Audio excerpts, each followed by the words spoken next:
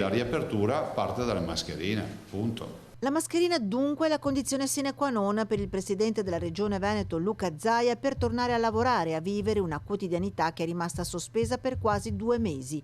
Una riapertura delle attività produttive sulla quale la Regione sta lavorando da tempo e chiede al governo di tracciare la rotta.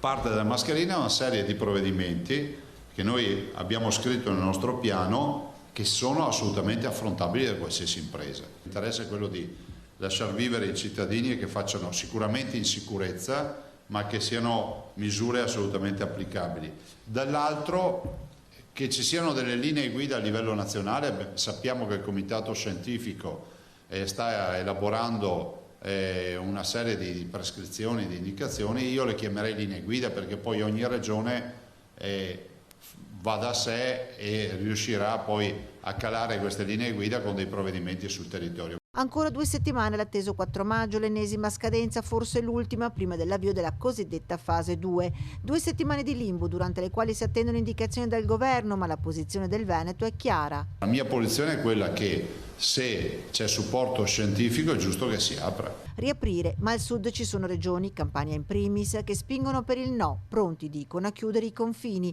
Dura la replica del governatore Zaia. Se sono loro che dicono che chiudono le frontiere, sarà sud contro nord o no? Che uno dica che i confini regionali non si varcano, o si spiegheranno come faranno a mettere in piedi tutte queste misure.